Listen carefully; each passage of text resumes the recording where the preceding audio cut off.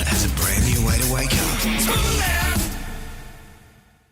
Hey, yes, good morning. Welcome to a brand new one. It is Tuesday the 15th of June. Hope you had a nice Queen's birthday weekend. Bit damp at the front end, not too bad at the back end, and a little bit of drizzle around this morning. Just a bit of a heads up. 10.4 in the city right now. It's 3 on the mountain, 9.3 in the Derwent Valley, 9.4 in the Huon, and 14 and cloudy seems to be the plan today. As I said, there's a couple of little showers around, enough to register on the city rainfall gauge, 0.2 of a millimetre, and much of that's fallen just in the last hour or so. Little bit wet on the roads in some parts. It is patchy, though, which makes it difficult because you're driving along and it's dry, and then suddenly it gets a little bit damp. So just beware if you are on the road this morning. Props to all those back at work today, delivery drivers, garbos. I'll have a bit of a chat a little later about the search for Snoopy that took place on Friday and in some parts over the weekend. Hang in there. We'll give you an update as we move through the morning. The overseas, a couple of things just quickly before we get into the local stuff, which we will do. The Beijing pushback on the G7 meeting has well and truly begun. If you were watching the news over the weekend, which many of you wouldn't have been because you were sensible and off having a nice time with your family at the shack, probably. The issue was for about 24 hours there that Boris Johnson, the UK Prime Minister, had somehow crashed the one-on-one meeting between US President Joe Biden and Prime Minister Scott Morrison. Well, as it turns out, the PM's office is almost sort of sitting on this stuff for about 12 hours and letting it rattle around, and then they come out and say, oh, no, we asked for the meeting. So for those who were suggesting somehow that the PM was gazumped in some way in his one-on-one, no, it was an invitation for Boris Johnson to turn up and have a bit of a three-way, which when you consider the topic of discussion, largely China, no bad thing. If you've got the UK and the USA on side in terms of recognising that there is a threat from China, and there is a threat from China, then that is no bad thing. The pushback from Beijing is basically, it's fairly predictable. The issue that's most got them, though, is the human rights criticism that occurred at the G7 over the weekend. They weren't really holding back. The Hong Kong came up, human rights issues there. The human rights issues in Xinjiang province, which is where the Uyghurs are being held allegedly in concentration camps. No, it's not alleged. It's true. It is true. And also Taiwan, the threats there. So there was a bit of pushback from the West on all of this, which has caused, as I mentioned, the Chinese to kind of come out and say, sorry, you guys are all wrong. We're perfect and we're Chinese and we think we should run the world. That's the really short version of the response. One thing that is interesting, though, is the lack of attention on climate change. Remember this, everybody was jumping up and down going, oh, yes, there'll be China on the agenda. There will be potentially energy issues on the agenda, which there were somewhat related to climate change. But the climate change issue certainly didn't dominate proceedings, which is what all of the pundits, or many of them, who are on that side of the equation, were suggesting. It probably should have come up in a way that the G7 has fundamentally failed. One of the things you may have noticed about the list of G7 nations is that they are nuclear nations. So when they jump up and down and criticise Australia, if indeed that happened, and there's no evidence that it did, if indeed that happened, then it's a little hypocritical from them, I would have thought. If the G7 was dead set serious about fixing climate change, then they would work with nations like Australia to develop a nuclear energy plan. Then we can transition away from coal without too much trouble. That would be something the G7 could usefully use because they've got all the technology and the expertise.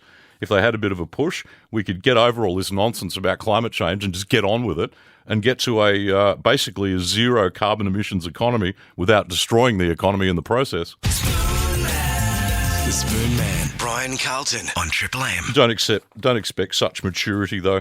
A couple of things on the vaccine issue and also the investigation in China into the origins of coronavirus. Now, all of the investigations, including the original World Health Organization into coronavirus in China, they basically ruled out a couple of things. They ruled out that there was any possibility of a lab leak of a genetically manipulated, by humans, genetically manipulated coronavirus. I'll come back to that in a minute. The other thing that they denied, and this was largely backed up by those who, in some cases, were on the WHO investigation team, the World Health Organization investigation team, who were in China doing the on-the-ground investigation. So the problem here is they all said, no, sorry, there are no bats kept at the Wuhan Institute of Virology. They're not there. They have never been there. Well, guess what? They are there. They have been there. And at least more than a few people knew about it. So there's been a lot of lying going on. I'm going to call it out. There's been a lot of lying going on from the World Health Organization and also from some of those involved in the investigation. So the revelation over the weekend, bats kept in the Wuhan Institute of Virology. The other thing is the lab leak issue is now being taken far more seriously because people are actually having a look at the genetics of it. When you dig into the genetics of it, it's almost impossible. And when I say almost impossible, it's being rated at 1 in a billion chance of the mutation that's occurred in COVID-19, the virus, as occurring naturally. All right? There's just 1 in a billion of it occurring naturally. Do you really think it occurred naturally? This is now a major issue.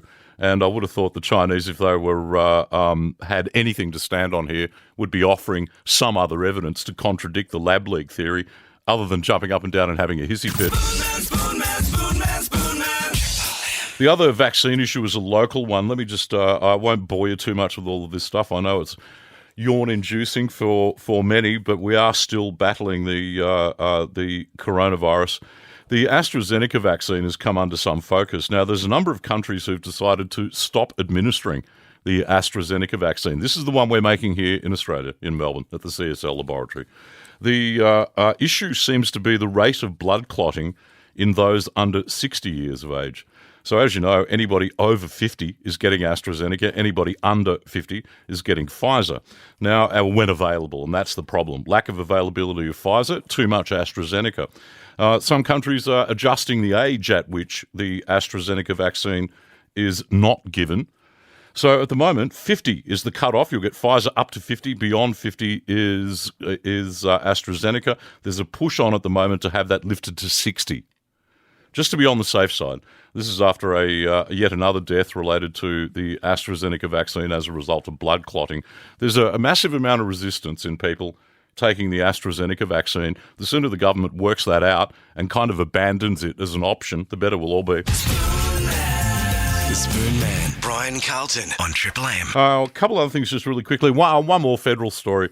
The Tamil family that is the Murugapan family, who, as you know, has been not dominating the news cycle, but certainly a significant part of it for some time now. It looks like there's going to be some sort of resolution on that issue this morning. Minister Alex Hawke will be making a decision at some stage as to what happens with the family. The mail is that they will be reunited in Perth and then allowed to presumably go back to Biloela.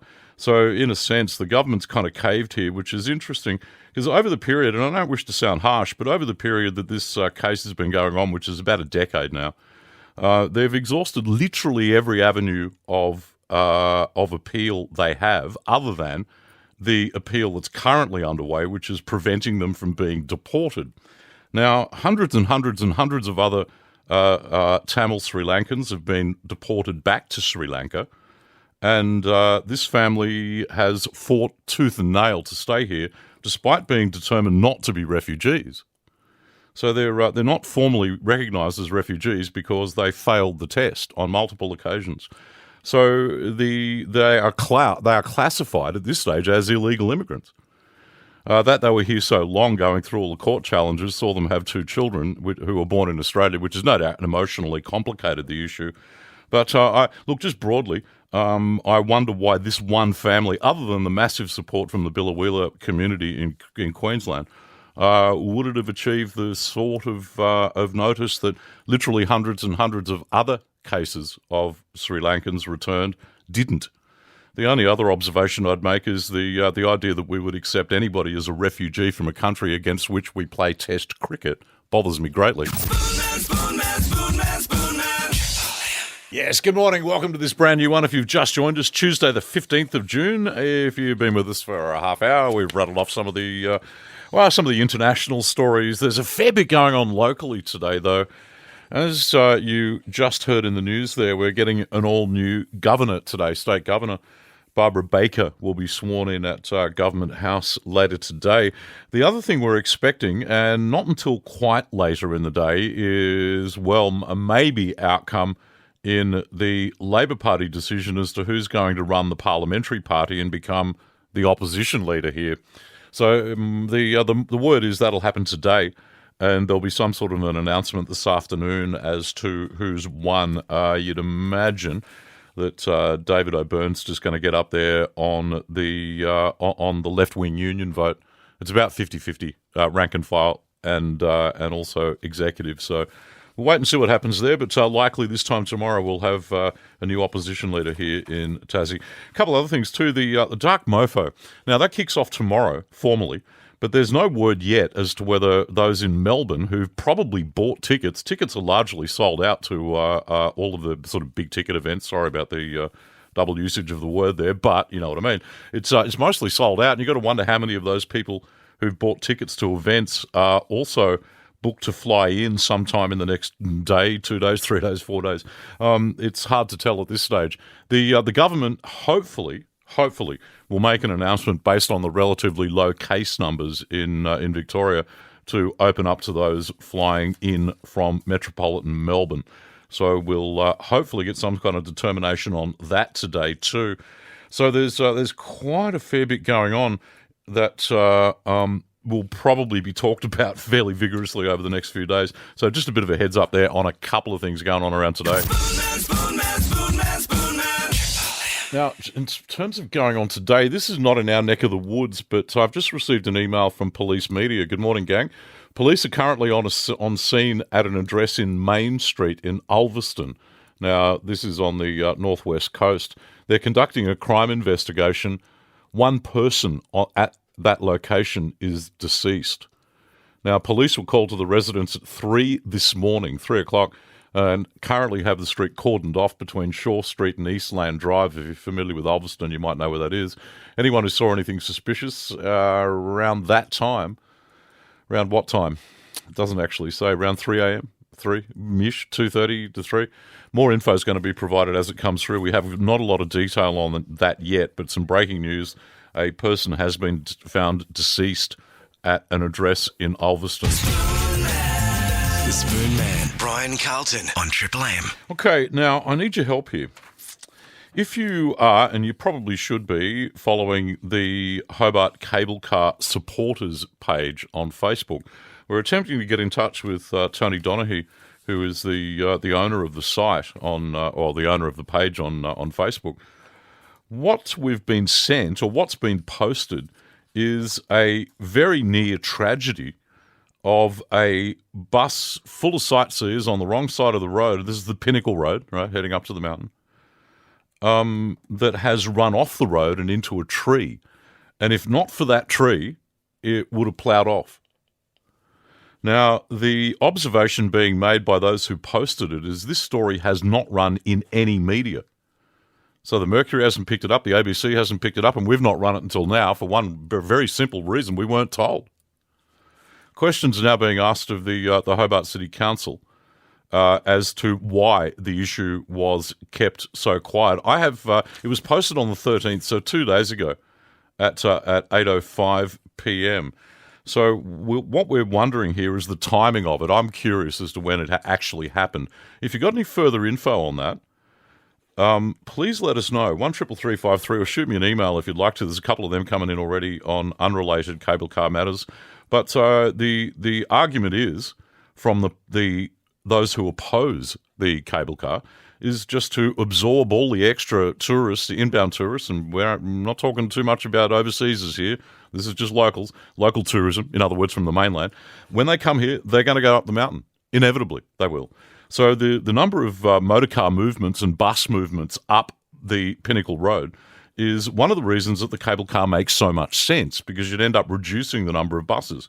So if this is the way bus incidents on the road are reported or not reported, then I'm going to join the chorus asking questions. Why not? Why not? There is a clear media bias in this state against the cable car, or at least in Hobart, not necessarily in the north. The north largely supports the plan.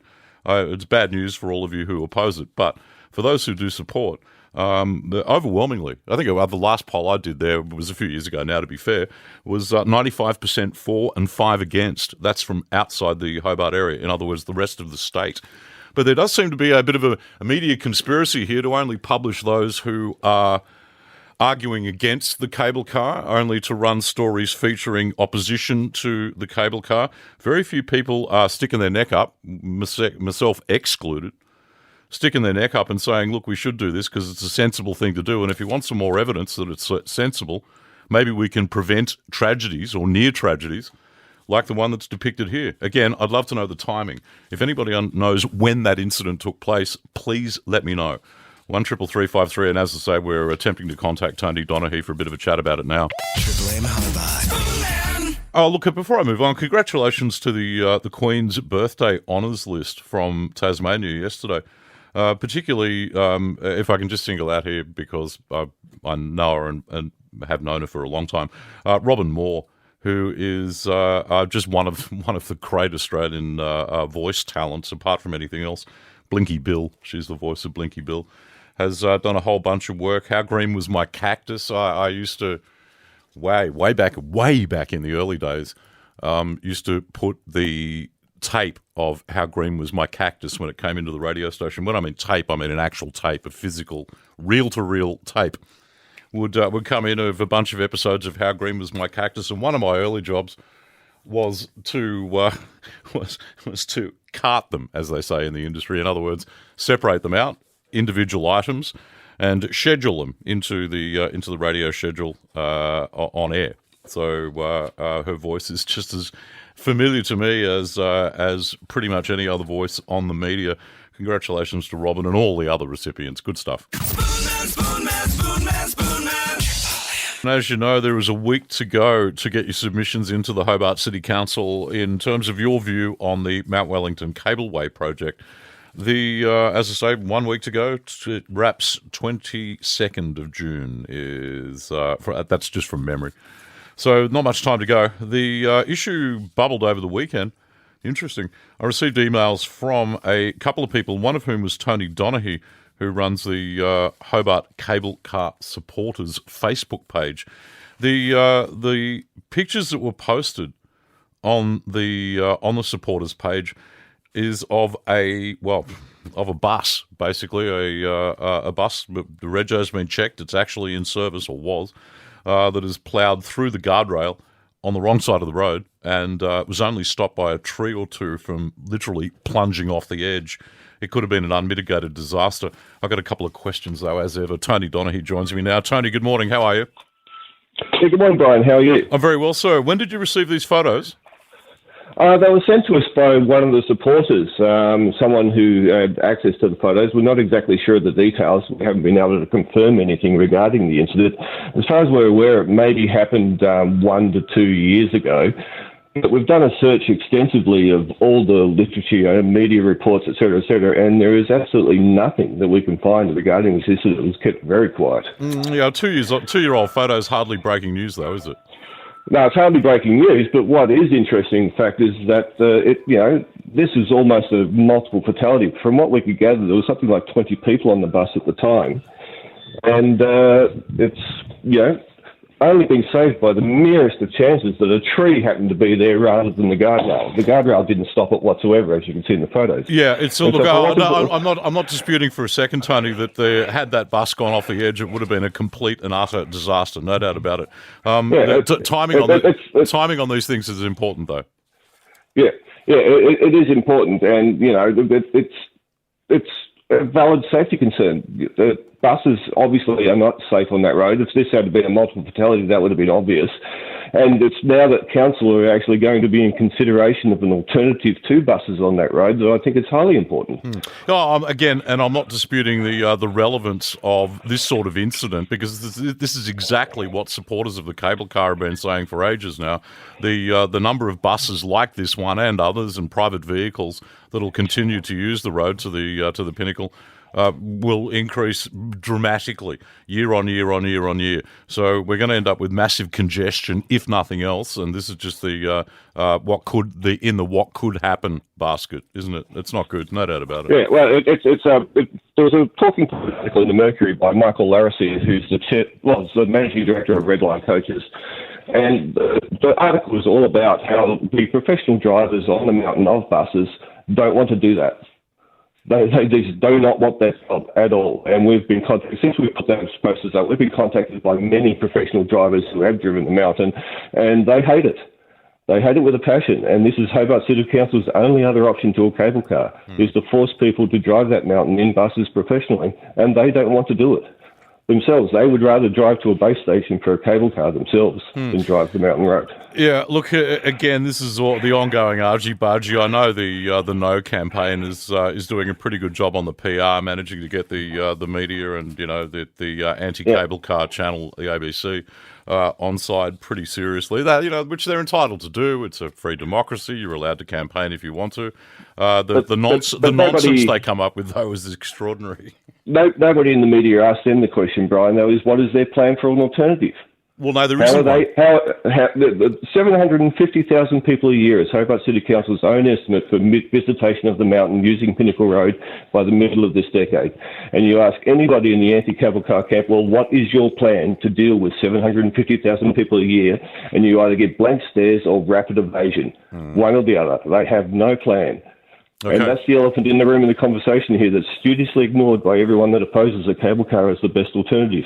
No, they clearly don't have Plan B, which is an interesting omission. I've noticed that too, Tony. All right, look, I appreciate your time. Sorry to wake up early. I just wanted to try and get a sense of when this photo was actually taken. If you get any further detail on it as to a precise time, that would be useful. Yep, we'll do, Brian. As soon as we find out any details, we'll pass them through. Good on you, Tony. Thank you, mate. And thanks for the heads up. Appreciate it. Okay. Good on you. Hobart Cable Car Supporters Group boss. Oh, he's not the boss. He just runs the page on Facebook. That's Tony Donaghy. Okay, so the photos that are running on the site are not completely current. The interesting thing is the search on the bus, on the registration number, is current. So the bus is still in service, which means it can't be. The photos kind of can't be that old. If you know when those photos were taken, if you can give me a call, I'd hugely appreciate it, or drop me an email. Getting a whole bunch of feedback on this one coming in now. 107.3 Triple M.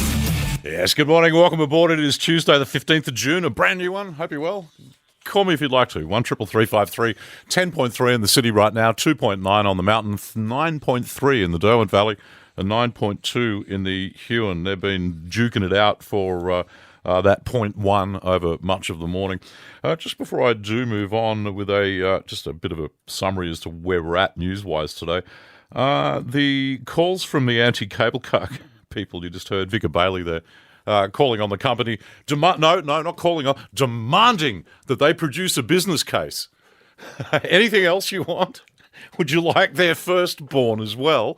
Here's a note to Vicar. Here's a little note to Vicar Bailey. Vicar, if you're listening, give me a call, and we will discuss the issue of financial risk. The financial risk for the project is not being borne by the taxpayer. It's not being borne by Hobart as a city. It is being borne by the proponents, which is the Mount Wellington Cableway Company. Now, if you know they're getting desperate when they start doing that kind of stuff. A week out from the end of submissions, right, the DA has been received and ticked off. All the boxes have been ticked by the council, and it's out for discussion. And a week out, they start demanding a business case. Oh, Vicar, you're really running out of ideas here, aren't you, mate? Hey, it's getting a bit sad. The Spoon Man, Brian Carlton on Triple M. Yeah.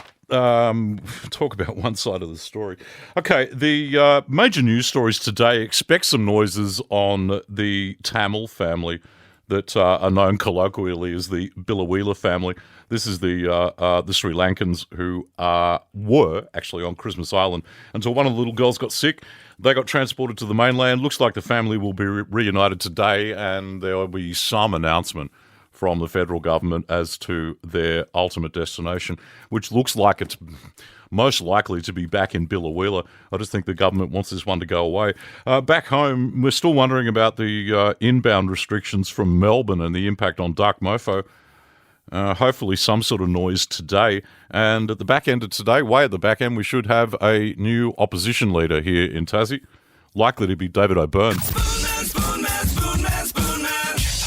Just one more quick thing before I go. Oh, actually, two, very quickly. No, I'm not going anywhere. When we come back, we'll have a chat with the Search for Snoopy coordinator, Lisa Green. I spent some time at 7 Mile Beach on Friday Arvo, just having a bit of a wander around for Snoopy. We'll get you a bit of an update. I know there's a lot of interest.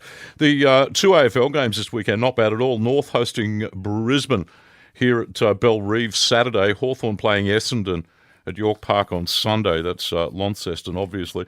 Well, there's upside to all the downside, isn't there? Lots of downside in Melbourne. The upside is we get a bit of a footy fest. And can I just pass on my congratulations to those Australian swimmers who've made it through to the Olympic team, but special mention here to Tasmanian Arian Titmus.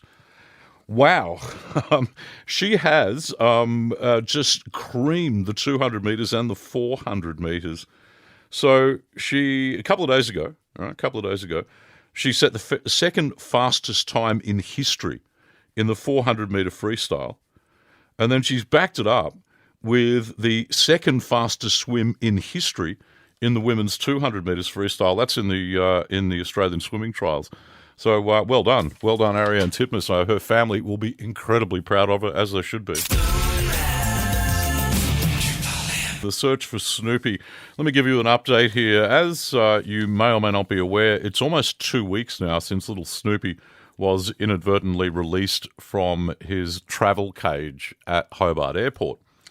The family, a lovely family from Perth, Loretta and Melvin and their two girls, were devastated that poor little Snoopy had gone on the run.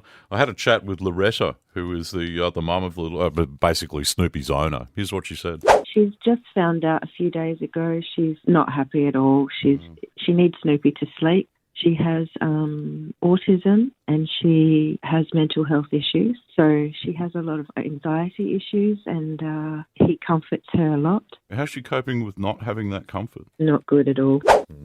There was a lot of concern on Friday when about 30 people responded to the call to set up a bit of a search party for Snoopy on just behind 7 Mile Beach, between sort of Lewis Park and where the golf course begins.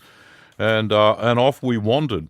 As it turns out, it looks like there was a sighting of little Snoopy about an hour after I left. I've got Lisa Green, who's the Snoopy search coordinator, online. Lisa, good morning. How are you? Good morning. It's there's been some good news, hasn't there, over the past couple of days? Tell me what's happened. After our search on Friday afternoon, when we were just about to call it off, I had one definite sighting of Snoopy in a state drive. And when the lady saw him, she was working from home and she saw him about 50 metres away, just playing with the dogs on a bordering property through the fence. And she opened her window.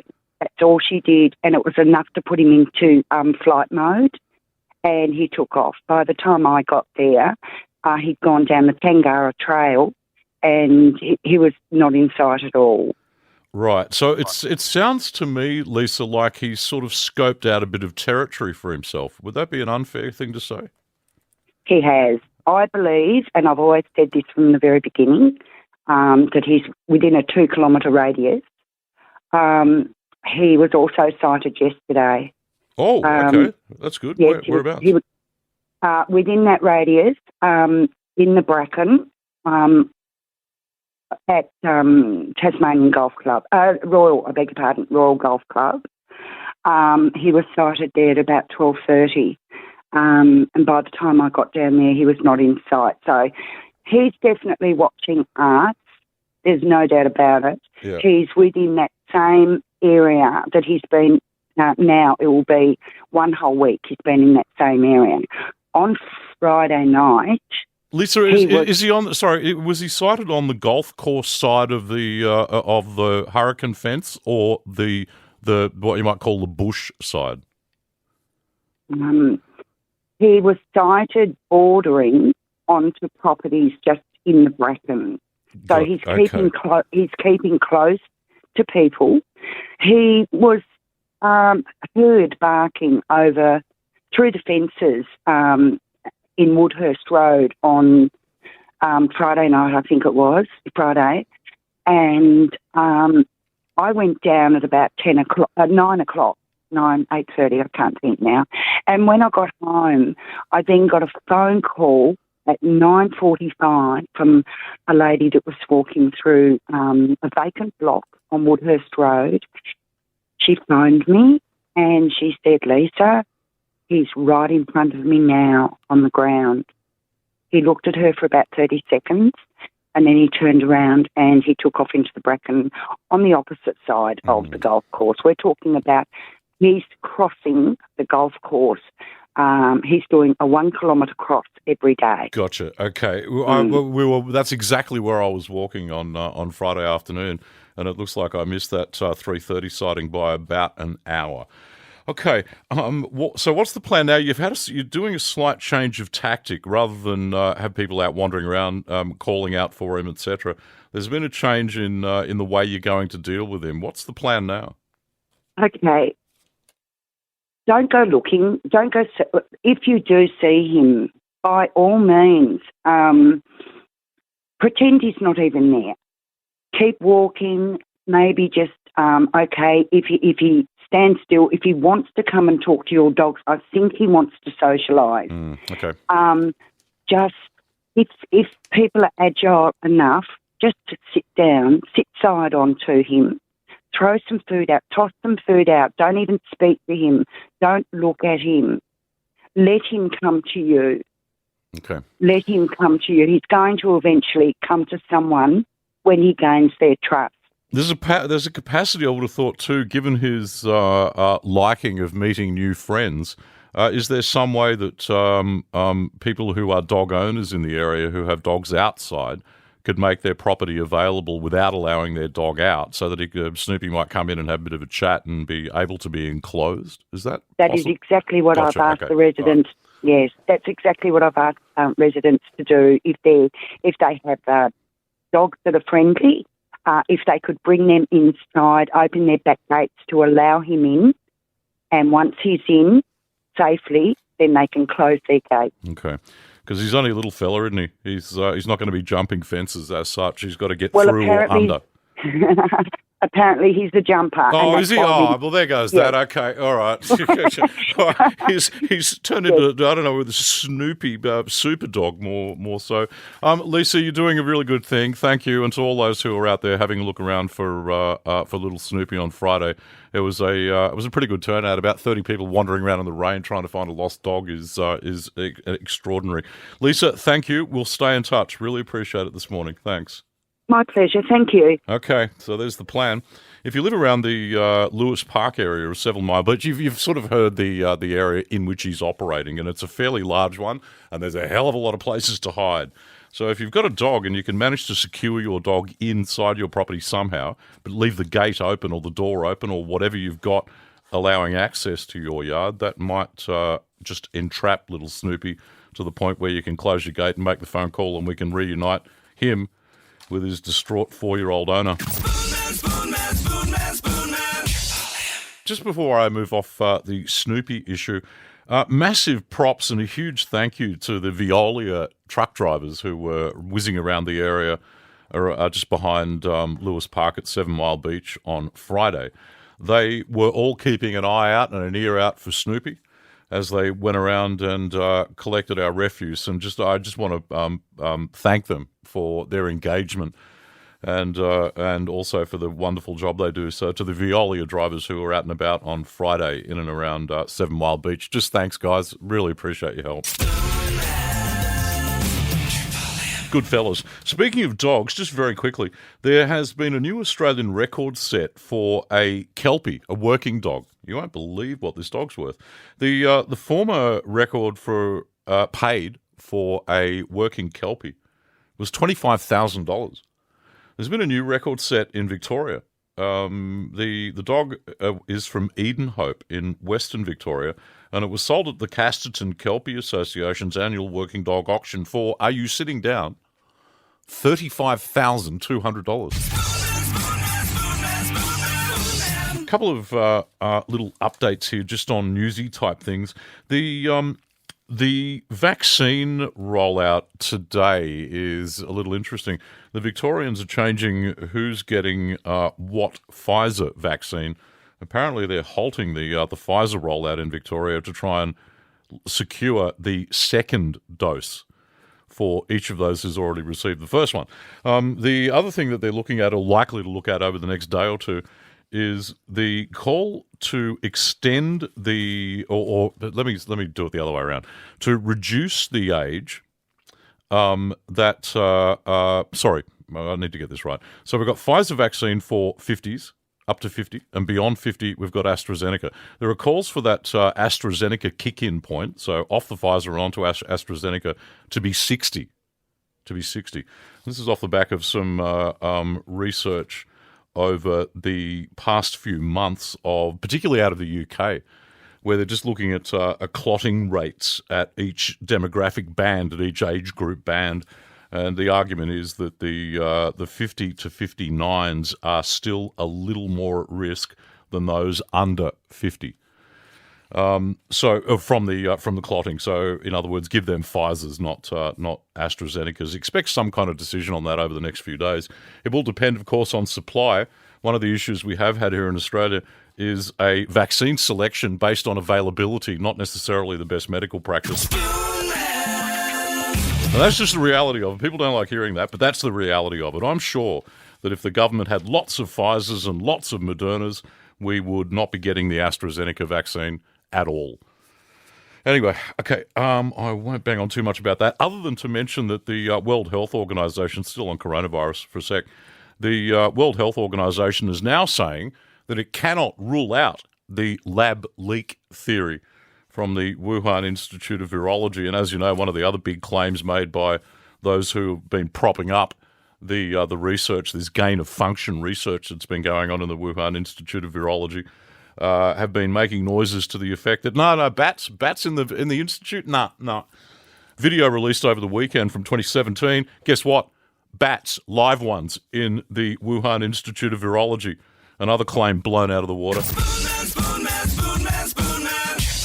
Just one other story too, very quickly, before we move on and have a chat with Peter Ford, our entertainment reporter, which is not too far away now. There's been a pretty nasty accident in the Northern Territory at the Finke Desert Race. This is just out of Alice, about 25 k's out of Alice Springs over the weekend. One of the competitors' cars got out of control and unfortunately ploughed into spectators. A man in his 60s was hit by the vehicle, died at the scene. Another man in his 50s seriously injured. He was ultimately airlifted to Alice Springs Hospital. The navigator of the vehicle, who's a woman in her 50s, she apparently received minor injuries in that incident. She was also taken to hospital. There's apparently difficulty getting communications in and out of the area, so the exact cause is yet to be known. There will be an investigation launched into that. Congratulations and welcome aboard to the 30 new firefighters who joined the ranks on Friday last week. Good stuff. Good stuff. The Trainee Firefighter Development Program course graduated 30 newies. This is apparently the largest recruitment course in the history of the Tasmania Fire Service. So 30 brand new firefighters. I hope you all stay wonderfully safe. Now, the other thing, for those who are attempting or have got medical appointments in Hobart but live on the East Coast, Orford, Triabunna, for example, the government is has organised a couple of four-wheel drive vehicles to shuttle people from Orford and Triabunna to Hobart to do medical appointments. If you've got any kind of, because this is one of the issues, people are just basically stuck there and they're missing appointments and the alternative routes are not great for them. hard to drive on the dirt road, too long on the road going the Lake Leak and Campbelltown way. So the Tuesday and Thursday services, just a bit of a heads up, if you're listening to me on the East Coast and you're looking at booking medical appointments, there's a bit of a window for you to do that. So the Tuesday and Thursday service runs from Orford at 9 o'clock. The return journey departs here in Hobart at 3:30. So according to the government, that gives you a 4-hour, 45-minute window to sort out your medical appointments as required. Now, the bookings close at 4 o'clock the day prior to your desired day of travel. So the number to call, just in case you are needing the service, is 6166-3343. 6166-3343. As I mentioned, they've got a couple of four-wheel drives with experienced drivers in the behind the wheel, and they will service Hobart from those locations, from Orford and Triabunna, via the Wielangta Road. Hey, hey, I wanna be a rock star. Hey, hey, I wanna be a rock star. Triple M Spoon Man with his guru of gossip, Peter Ford. Mr. Ford, after a long weekend, good morning, sir. How are you? G'day, Brian. Good to speak to you. Excellent. Kiss's last ever gig. That's happening here. Yeah, well, yes and no. I mean, as I think for those of us who've been around a while, you learn with KISS, it's never really over. But what they've announced this morning is that they've rescheduled concert tour dates from last year. They are now going to do in America in September, October, which means they are here in November, December, which means that, unless there is a change, the last ever KISS concert in the world will be in Townsville in the first week of December. So believe that or not, I can't help but feel... Hang on, what is it? Townsville when? The last week of December? First week of December. First week of December. Yeah. So... That's wet season, Peter. All their makeup will run. Unacceptable. Can't do that. I don't believe that they're going to end it in Townsville after all they've had. I've no disrespect to Townsville. It's a lovely place. But I just don't believe that's where it's going to all end. I'm sure they will find a music festival to do one last final ever concert. Yeah, and then, of course, they're likely to reform in 10 years' time and do another farewell tour. I'd go for 5, but yeah. All right. A bit of an issue, in fact, massive issues with the New Zealand plans, or at least the plans to make a movie, a Hollywood movie, about the Christchurch massacre, the Moss massacre. What's going on there? And what we are seeing is very, very effective use of social media. So what happened last week, they announced, we talked about it on Friday, they're going to do this movie about the Christchurch Mosque massacre. Well, to be fair, they actually said it's about the aftermath of it, and it's called They Are Us. It centres around Jacinda Ardern, the Prime Minister, and how she handled the whole thing. And the blowback has been immediate, and it's been very, very loud. And the Prime Minister herself has gone public and said, I've got nothing to do with this. I didn't even know about it, and I'm deeply uncomfortable. They're the words she used, deeply uncomfortable. And she said, if you're going to make a movie about it, then it's not about me. It's about heroes on the day, on the ground. And anyway, now one of the key producers has pulled out of it and issued a letter of apology. They're also targeting Rose Byrne, the actress who's destined to play Jacinda Ardern, and I reckon she will be getting very nervous about it at the moment because we're hearing from relatives of people who were killed on the day. We're hearing from people who survived but were badly injured on the day. It just seems so soon, and as I said to you on Friday, you know, people in your part of the world can get this more than anyone else, I would think. Yeah. And of course, you know, this is 2 years compared to 25 years. So I have a funny feeling this whole project is just going to fall in the ground. There used to be some value in doing some things for controversy's sake because it made a lot of noise. Clearly, judgments need to be made in this area where perhaps they weren't in the past. Yeah, interesting. Now, Jeffrey Edelson passed over the weekend. You would have had oodles to do with him, no doubt. I did. I had a lot to do with him over a long period of time. Whenever the phone would go, you know, and it was Jeffrey Edelson, I knew I had a story for the next day because he loved promoting himself, and he was great at it. Yeah. I think the last few years have become a bit sad with that young Gabby Greco woman. I don't think she was good for him. Bryn was great, but no, he was just one of those unique one-off people. And when I heard about his death, I was thought it'd be interesting to see how it plays out. And it's been fairly predictable. But, thank God for colourful, weird, eccentric people, as far as I'm concerned. We'd all be out of work otherwise, Peter. Well, that's right. I mean, I know there was a dark side and there was a dodgy side. I'm not approving of that for 1 second, but that wasn't really in my radar. My favourite call from him was just before his wedding, when he rang me and said, "You haven't RSVP'd to my wedding. This is to Bryn."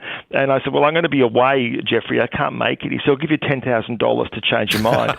And I said, "Well, make it 15." He said, "Okay." And I said, "It's got to go to charity." Now, foolishly, I never did ask to see the receipt if the money was handed over to charity or not, but I'll take him on his word. One thing that Jeffrey Edelston should rightly be credited for is coming up with the idea of a GP super clinic, which is basically gone mainstream as a concept, hasn't it? All over the country in the years since. And I think the Swans should have worn black armbands. I mean, I know he was, an odd character, but he's still in the history of the Sydney Swans. You can't deny that. Okay. One more quick one. Hugh Jackman's back in Australia and in quarantine. Yes, he's chronicling his adventures. Well, not really much adventure. He's stuck in a hotel room, although I do suspect it's probably a suite. And he's here for a project of some kind or other, but he flew in via Singapore. And if you go and check his Instagram every day, he's doing photographs of the sun rising. I think he is slowly going a bit mental in the suite already. 2 weeks in a hotel room would do that to pretty much anyone. Peter, it's good to talk. We'll do it again on Friday. Thank you, Thanks, Mr. mate. Thank you. Peter Ford, our guru of gossip. Yes, good morning and welcome aboard. If you've just joined us, Tuesday the 15th of June, it still feels suspiciously like a Monday. I'm sorry, but it is Tuesday though. 10.2 degrees currently in the city. It's 2.9 on the mountain, 9.2 in the Derwent Valley, and 9.2 also in the Huon Valley, who've been duking it out this morning for the maximum temperature by 0.1 of 1 degree. It's been a bit of temperature tag, if you like. Okay. Hit the phones if you'd like to. 133353. I understand there's a few traffic issues around the place from the reports just prior to the news there. Give us a call. What's happening? 133353, or you can shoot me an email, spoonman@triplem.com.au. The significant stories, one of which was touched on in the news there, is the so-called Billa family. Looks like they're going to be reunited on Australian soil today. A statement from Minister Alex Hawke is expected at some point, as you just heard from the Treasurer there, Josh Frydenberg. The issue's sort of been bubbling away. People who support this family are not terribly interested in the detail, as it turns out, but nonetheless, that'll happen today. Also today, a little more locally, it is expected that this afternoon a new Labor leader will be elected. That's a parliamentary Labor leader here in Tassie. So who's going to be the opposition leader is the question. Looks like David O'Byrne at this stage. In fact, got a quick email here from Lance. He says, good morning, Brian. Good morning, Lance, from Blackmans Bay. Let me start out by saying I've no allegiance to any political party. However, does not the Tasmanian Labor Party understand why it's become almost irrelevant? Yeah, it wasn't a good election result, no doubt about that. When you drill into it, it was underwhelming, to say the least. He says, I understand the importance of the place they place on rank and file, but the amount of time it's taken to choose a leader leads a lot of people to think who really runs the agenda for the elected candidates. I think we saw a bit of that during the early parts of the election campaign, where there is a massive amount of union influence in who does what to whom and why in the Labor Party. What is interesting is, should David O'Byrne be elected as the Labor Party leader, he won't be the person who got the biggest vote amongst those who could possibly put their hand up. Not looking at you, Mr. Winter. Not at all, okay? Not at all. Watch that space. The other one we're keeping an eye on too is the restrictions out of metropolitan Melbourne. Now there is another little case of lockdown at the moment. A couple of cases have popped up in an apartment complex. So we're watching that one with some interest, and the extent to which that will influence our health authorities to either allow people from metropolitan Melbourne in for dark mofo or not, as the case may be. As you heard, there are 9 flights cancelled today, a whole bunch yesterday from Melbourne. The sooner they make the decision, the better, I would have thought. As you know, we've been talking to some of those who've picked up the 2021 Tasmanian Volunteer Awards, and there's been a really interesting raft of people who are off doing all sorts of fascinating things. The winner of the Best Practice in Volunteer Management Award, it sounds a bit clunky, but it's actually not, is a young woman who has formed a not-for-profit organisation to try and organise social opportunities for what you might call foreign students, international students, or those who've graduated and have stayed here but have an international background, how to sort of plug them into the local Tasmanian culture and community. And the winner of that award I have in the studio this morning, her name is Lee Yang. Good morning, Lee. How are you? Good morning. Congratulations. Thank you so much. Why was this important, did you think, to start up the AIYA? Why did you do that? Yes, this is the Australian International Youth Association. That's right, yeah. And I think for skilled migrants, we are a large group member, and the cultural and the barriers into employment and local community is very obvious. So what are some of those barriers for international students? I'd imagine language would be one of them, language difficulties, yeah? The culture. Something, if you don't know how to solve it. Such Stagmorpho is such big festival, but in some other international community, we don't know this. So for this such big festival, we don't know how to get involved.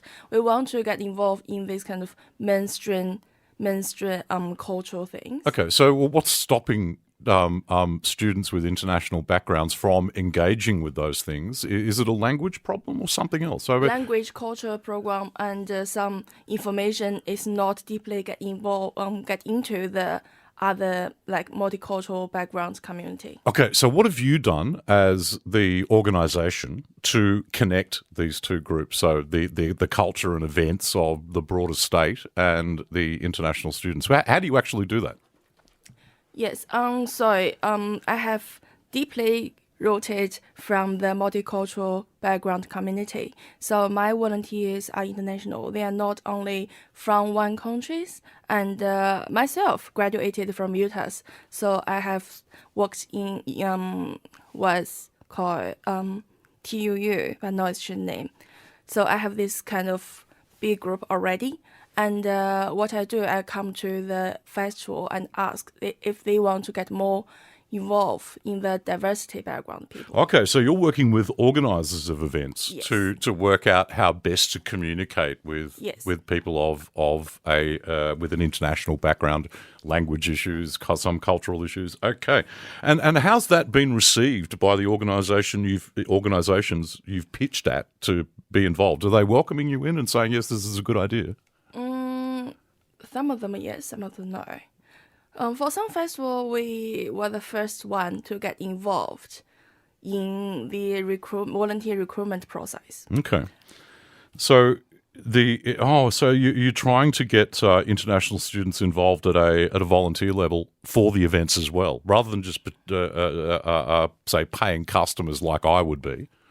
You are getting them involved in the organisation of the event. Okay. Yes. Okay. Well, that's a little bit more than just communication. You've been described as a multitasker. You'd need to be doing that sort of thing, wouldn't you? Yes. Okay. Difficult. All right. Sorry, go. It's very difficult. It's a very difficult task.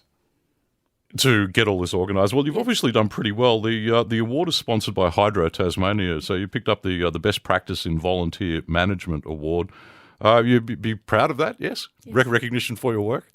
Okay, very happy person. Lee Yang is with me in the studio now. As I mentioned, she won the Best Practice in Volunteer Management Award at the current year awards. That's the 2021. And I appreciate you coming in this morning, and thank you for your time, and congratulations again. Yes, good morning and welcome aboard. It's Tuesday the 15th of June. If you've just joined us, g'day, how you going? I hope you had a nice long weekend. I always feel a bit weird, don't they, Tuesday after a long weekend? Feels like Monday, but it isn't. 13353, the number. There are effectively this half hour is yours to do with what you will. If you got an issue you'd like to discuss, a comment on anything, 13353, spoonman@triplem.com.au is the email. A couple of things going on. As you heard in the news, the Tamil family otherwise known as the Billawheeler family, unlikely to be going back to Queensland. The government at this stage is allowing them a community visa in Perth. So or in Western Australia, so presumably that's where they'll be staying for a little while. We should have a new Labor leader here in Tassie later this afternoon, and hopefully we'll find out whether the restrictions that currently apply to those in-flying from Melbourne will be dropped today or maybe, I don't know, tomorrow too late before Dark Mofo kicks in for yet another year, which it will tomorrow. It's actually nice to be having it this year. Stuart from Tranmere, just reiterating this, there's a cow in the middle of Kalivi Road just before the Wailangta Road turn-off. If you are in the area, just take it easy. A lot more people on the on Wailangta Road and surrounds than are normal. Now, I mentioned a short time ago, last half hour, that there has been an incident in Ulverston this morning involving a fatality. I have just literally minutes ago received an update on this, and let me get it to you. Police are investigating a suspected murder of a woman at an address in Main Street, Ulverston. That was reported in the early hours of this morning, around about 3 o'clock. The woman was found deceased at the address when police turned up just after that time. They're currently speaking with witnesses, that is police, and forensic officers are examining the scene. Further specialist forensic officers are travelling, as I speak, from here in Hobart to Ulverston. Now, the section of Main Street between Shaw Street and Eastlands Drive will remain cordoned off for some hours, apparently. Anyone who saw a vehicle or a person or anything suspicious in the area at the time is being asked to call police on 131444. The media conference is scheduled for 11 o'clock this morning at Ulverston, but the police are advising the media, and I'll sort of do so publicly, that time could change depending on how the investigation plays out. So just repeating, we understand a woman's body has been found in a residence in Main Street at Ulverston. Okay, current temps in the city, 10.4. It's 3 on the mountain, 9.3 in the Derwent Valley, and 9.5 in the Huon Valley. Over the course of the weekend, the Hobart Cable Car Supporters page on Facebook was running some pictures of a minibus that had careened out of control, crashed through the Armourguard barrier on the Pinnacle Road, and if not for a tree that it had hit, it would have ploughed off and over the edge. Right, serious accident, serious. We're not quite sure exactly when the photos were taken, but the guys who run the cable car site, one of whom is Tony Donaghy, whom we'll hear from in a second, is saying they've had a bit of a dig around in the news at that over the past couple of years to try and find out any reporting on a minibus, presumably full of tourists, that just about ploughed off the edge. This is in the context, obviously, of the cable car being a better, safer option, especially with the number of vehicles using the Pinnacle Road, tipped to increase by literally hundreds of thousands over the course of the next few years. So this was a little bit of what Tony Donaghy, who runs the Cable Car Supporters Facebook page, said to me earlier this morning. They were sent to us by one of the supporters, someone who had access to the photos. We're not exactly sure of the details. We haven't been able to confirm anything regarding the incident. As far as we're aware, it maybe happened 1 to 2 years ago. But we've done a search extensively of all the literature, media reports, et cetera, and there is absolutely nothing that we can find regarding this incident. It was kept very quiet. It's hardly breaking news, but what is interesting, in fact, is that this is almost a multiple fatality. From what we could gather, there was something like 20 people on the bus at the time, and it's only been saved by the merest of chances that a tree happened to be there rather than the guardrail. The guardrail didn't stop it whatsoever, as you can see in the photos. Yeah, that's true. The other observation that Tony made is those who oppose the cable car, and as you've heard, they're getting a little chanty and a little shouty. For those they have no other plan. There's no other plan here. They haven't got a plan B, C, or D if the cable car doesn't go ahead to absorb the number of people who want to get to the Pinnacle. If you've got a clue beyond a cable car, give me a call. Graham's called in from Claremont. Good morning. G'day, Brian. How you going? Very well, mate. What can I do for you? Well, first thing, I wanted to thank you personally. You seem to be the only person who challenges the anti-cable car rhetoric that's going around. So from a personal point of view, thank you for your balanced reporting. I can see spin from a mile away, mate. I've been doing this for way too long not to recognise a PR campaign, a spin campaign roll out when I hear one. And it's just sad that so much of the media is just picking it up and running it without question. It's so disappointing. I pick up the paper today, and a week away from the public stuff coming to an end with the council. Yep. There's the Mercury posting a nice article on behalf of the anti-cable car thing. So I'm lost for words most of the time. Yeah. It's one of those issues where clearly expecting any kind of balance is not going to be realistic, mainly based on the lead that's being provided by the Hobart City Council, which are ultimately the body that will tick off on the thing. But it's painfully obvious that the overwhelming majority of the councillors are not fans. And I wonder, and we mentioned this last week, on the basis that Anna Reynolds started her personal campaign against the cable car back in 2014, 7 years ago now, organising barbecues for opponents to the plan, etc. Is she in any position to vote on it based on the information before council and not how she feels? That's a good point. And Anna Reynolds cut her teeth in Queensland, in Cairns, opposing the Kuranda Sky Rail. And tried which is so successful, Graham. They want to build another one. Yes, absolutely. Anna Reynolds, I'll put this out there. Anna Reynolds threatened to take me to court because I exposed that thing. So, thank you, Anna. Thank you for doing that for me. Okay, all right, mate. Let's leave the back end stuff out of it. Let's stick to the issue here. And the issue here is the cableway ticks basically every box you can think of if you're prepared to have an open mind and not just oppose it for the sake of opposing it. There's a group of people. There seems to be a minority of people in the city, and they are only a minority who will just simply oppose anything because they like opposing things. Well, I think people should support it or oppose it for the right reasons. Keep an open mind. Instead of saying no, absolutely, maybe they should say yes with conditions, or maybe people who are saying yes should say yes with conditions as well. There's no open slather here, Graham. There's obviously been a rigorous process that the company's had to go through, and arguably a more rigorous process than just about any other DA that's come before the council has. At least in my time in Tassie, I'm struggling to think of something that had more issues just getting to the DA stage. Yeah, and just I guess on a matter, I just wanted to talk about the probity of the council pursuing its own plans in competition to the DA, which it has on its desk and has had it on its desk for 2 years. And that comes to the point of the buses. That picture of that 9-metre coach almost going over the edge that wasn't covered in any media, but when the company makes the tiniest misstep, the opponents are on it, launching media campaigns, and the paper and some of the radio stations seem to pick it up and absolutely love it. So, on that matter, so the council did prepare a plan for a car park off the mountain at Hall Saddle, which is actually closer to the city than it is to the top of the mountain, mind you, and completely unfunded. They have not 1 cent to put towards it. They want the taxpayer to fund it.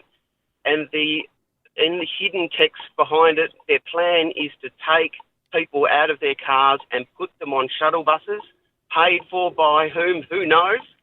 That's their plan, apparently. Mm-hmm. Put people on diesel buses to head up, paid for by, I don't know.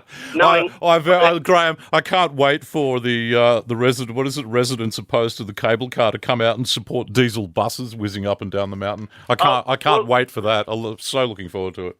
Well, scuttlebutt is that they're talking about that the solution is to widen the road. Can you believe that? Widen the road for buses to go up to the pinnacle. Mm-hmm. That's the solution for people to get up. The annual report for the trust said that 633,000 people in 2019 took that pinnacle road up to the summit, increasing at about 5% per year on year, and the road can't handle it. And the solution is to widen the road. Yeah. Can you believe that? Yeah, I can actually, because not much of that's come out of the residents opposed to the cable car makes too much sense to me, to be honest. But I staked my claim on this one real early on, mate. As soon as the idea was announced and I had a chance to go over it in a bit of detail, I was on board even before I came to Hobart. So, Graham, I appreciate your call, mate. Thank you. We'll keep the argument going. You've got 7 days, listener, to jump on the Hobart City Council website and have your say on the cableway development application that's currently before it. I've got to get out of here. Thanks for your company today. Matty O in the chair for Miles after 9, who's having a bit of a break. Vicky after midday, and we'll catch at 6 in the morning. Live from Hobart, 6 a.m. weekdays, Brian Carlton, the Spoon Man, on 107.3 Triple M.